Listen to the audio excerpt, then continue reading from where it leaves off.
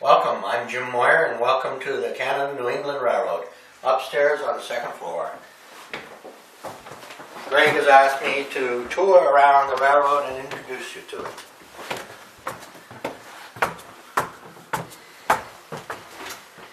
We have cats, an eternal battle of wits, which they win. Whoops. Let's go to the west end of the railroad.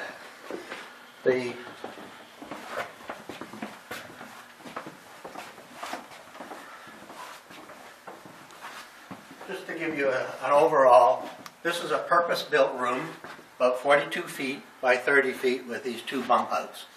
The design height, I'm 5'6", so the design height is for 6'5". So most of my friends fit in. The room is 14 feet high in the middle, so it's a three-level railroad. The idea is that the railroad extends from Portland, Maine, westwards to Port Huron, cutting through southwestern Ontario. So we're going over two mountain ranges, the White Mountains and the Green Mountains. So we want to climb up and over with our trains. We'll start the west end of the railroad.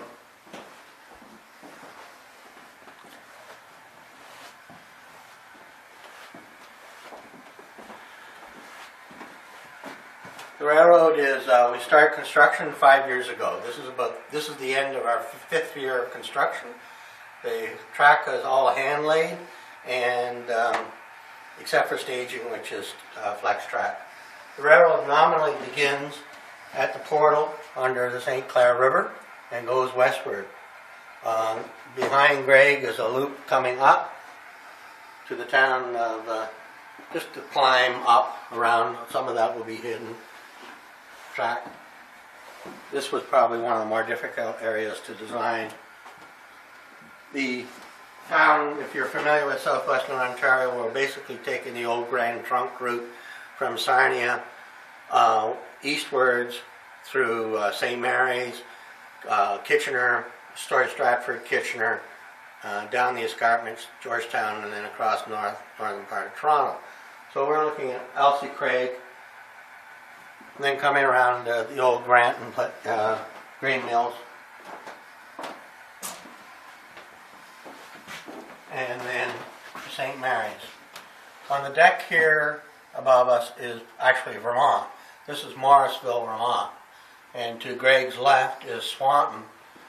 So what you're looking at is the St. Johnsbury and Lake Champlain, or the old Portland and Ogdensburg.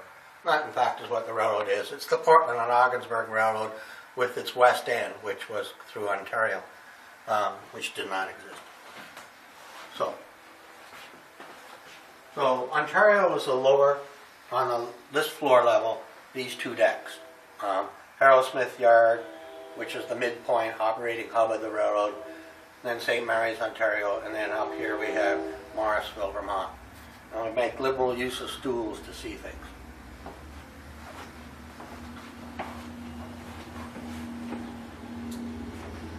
Real trains. Yeah.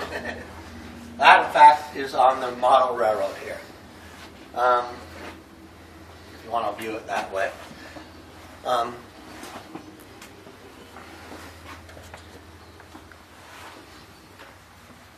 going westward from St. Mary's up, interesting scene, to Baden area here, which is an amalgam of Stratford, Baden, and Kitchener, the beginning of the industrial heartland of southwestern Ontario.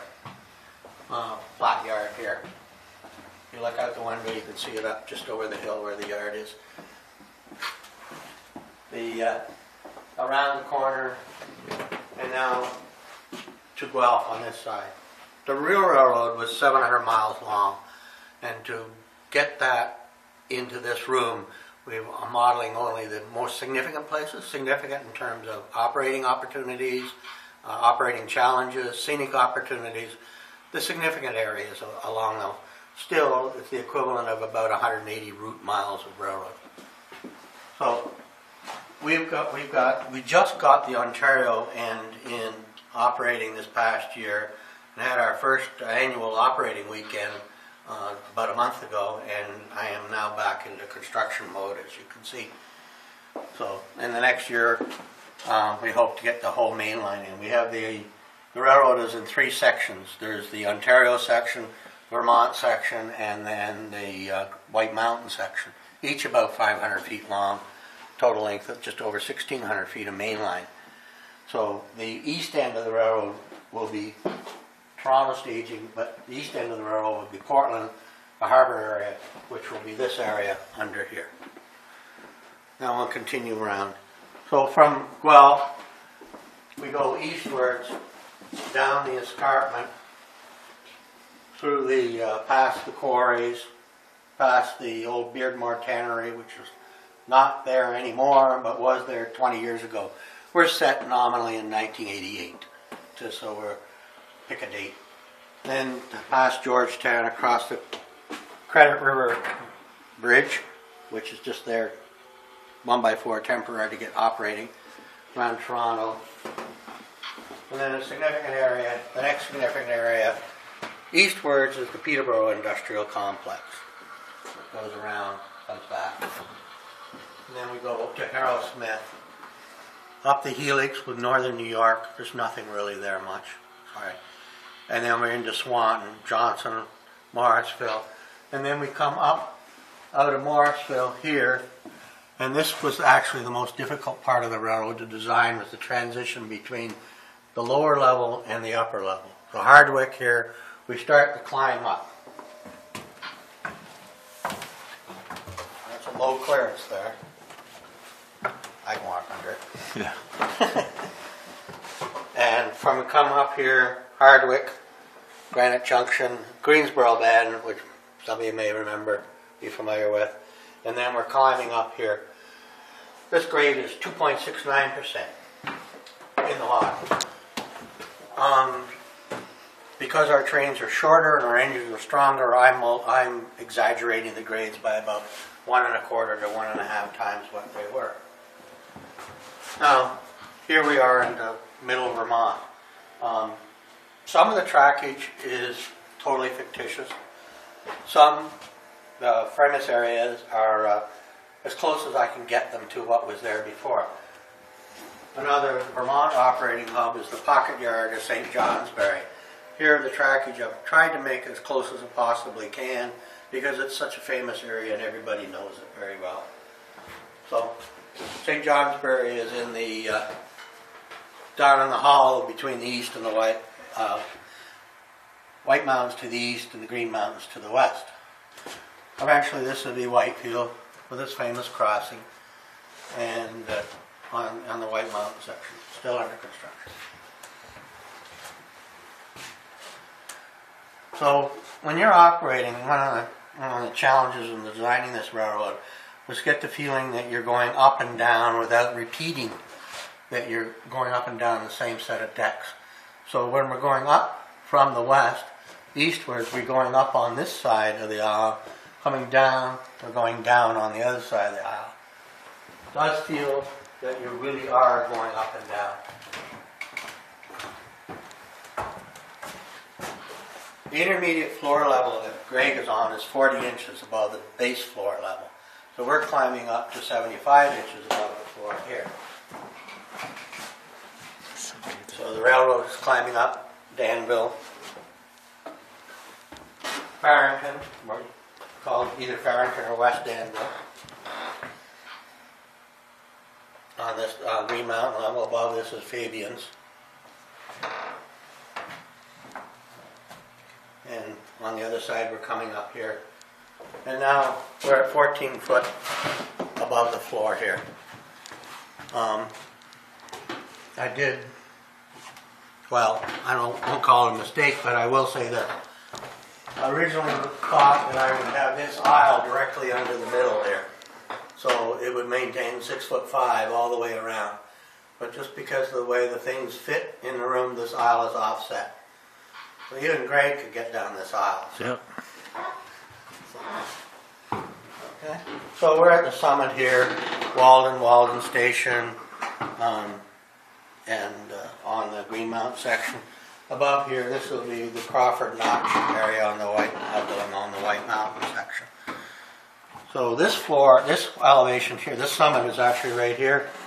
You're 111.5 inches off the floor. Here you're 125 inches off the downstairs floor. So it feels more. Sure does.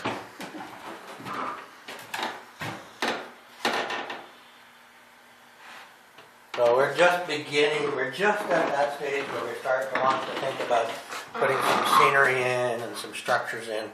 Structures to give some purpose to setting out and picking up cars, industries, customers. Scenery to stop the trains from falling on the floor, amongst other things. So that's the rough goal. You've done a lot of work. There's a lot of infill work yet to do once you get the main line in. Branch to Berlin, which is a big paper mill complex, so there's 2 paper mills here to go in on this area here. And then Barton's Landing, or Barton, Vermont, with the big Ethan Allen furniture factory. Shipped by rail back then, doesn't now. And one of my thoughts in designing the railroad was that with the branch lines I could have different eras. So the main line would be 1988, and the branch lines, this Barton branch here, completely isolated. Person operating this will be off by themselves, maybe 2 people. So this could be set in a much earlier era. So that's one of the thoughts. The loop area here, my grandfather was adamant years and years and years ago that a railroad needed to show its history. Railroads around turn of the century, in the 1900s, 1910, did a lot of upgrading of their lines. So this was representing a grade reduction project where the grades were reduced from 2.5% down to the 1%. In fact, there's a fair indication that that's what the railroad was planning to do. It was built 1% up at the top of the hill, and 2.5% in some areas. There were places where they clearly could have relocated. All your track work, is it code 83? The main line's code 83. Some of the branch work is 70. Mm-hmm.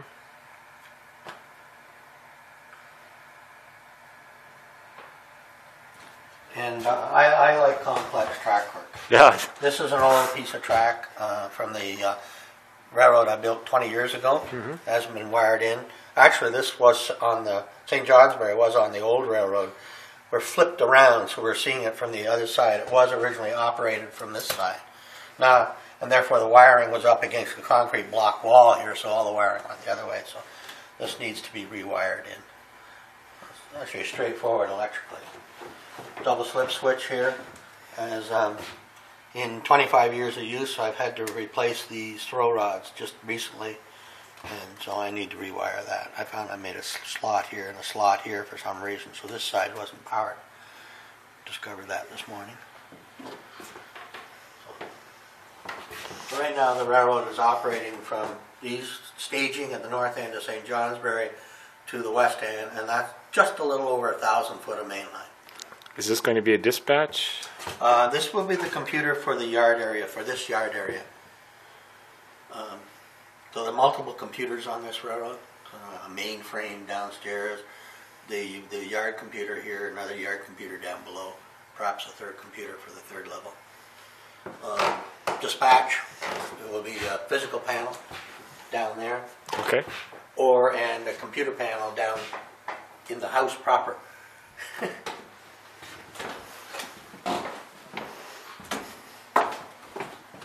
think it's too much railroad for one dispatcher.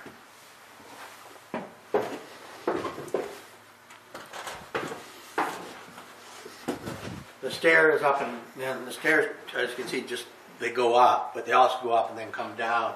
And the reason is to go over the track below here. And that was a necessary evil for to get the complete. So this is the track we're going up and over on the second deck on the lower level. So how long did it take you to design this layout? Well, we knew we were going to put the addition on the house in spring of 2006, February 2006. Started construction on the addition in May 2006. And that's when I knew how much square feet I had. So that's when I started designing. And I have binders and binders of 11 by 17 pieces of paper divided up into Armstrong squares, trying to fit what I wanted in. I had an idea of, I wanted to model everything. And that was a question of cutting things out down to what it would fit. And did you do the design for the layout on a computer, or No. you just drew it all? No. The 3 levels. One, just 11 by 17 pieces of paper representing the room. One for each of the 4 levels. And figuring out where the curves would fit in using Armstrong squares. And the aisle widths and whatnot, with meeting certain standards for a minimum aisle width, grade, maximum grade, passing length of train. And then for certain areas where the trackage was critical, where it was going to be very critical for fit, then I would do a study on a piece of paper. For example,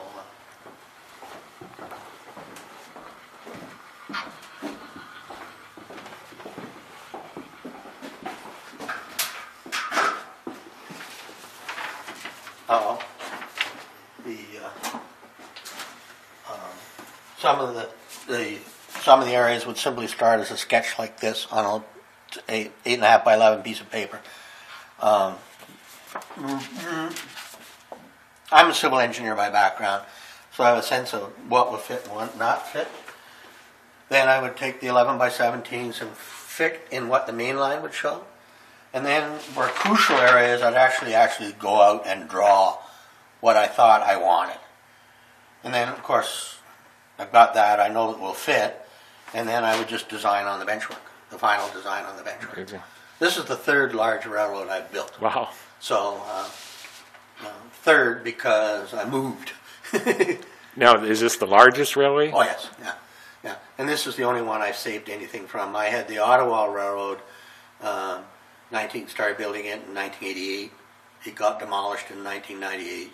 I saved chunks of it. The dark colored track is from the Ottawa Railroad. The rest of it's from, That's amazing. I just can't believe what you've accomplished in a short time, Jim. Well, I laid hand laid track pretty quickly, about 4 feet an hour, straight track. Wow. And curve not much, maybe 3 feet an hour. And the secret is jigs. For the straight track, I got a ruler, a straight ruler, sewing ruler, 3 foot long, and I tack its ends down. Well, I put the spikes in the one length of the rail here and the other length there, and so those are the 2 end points, and then put the ruler down and it goes whack, whack, whack, whack. Goes quickly. And especially in front of a football game. What I do is I don't hand lay here. I have the homozote in chunks. And so this was a chunk, this section here. Right. And I laid, it was originally a piece of homozote. I've laid out where I want the track, the outside of the outside tie line, okay, not the center line, the outside tie line. And so I marked the track where I want it, put the ties down, and then carve the homozote down to the minimum size. And then take this down on the den table on Sundays, being sociable with my wife, Natalie, lay track. She's doing her thing, I'm doing my thing. So I'm lucky. But then I bring it up here, so I've got good light, flat area to work on. It just makes things faster. Now, as the layout gets more and more closed in with the scenery, you're going to have to add additional lighting, are you not? This is temporary. Right. The thought was always, the issue in a room like this is heat. Right. And, you know where we are. We're southwestern Ontario, and we're going to have cold winters. For the winter season, we'll start off nice cold in the morning, and I turn the lights on, and you can see how I'm dressed here. Mm-hmm. And but in the summer, the issue is heat and air movement. You saw the fan I have over there. The fluorescent lights are just temporary. Right. I've always thought lead. Got to go to lead lighting, and I'm just waiting for it to come down in price so I can put. That's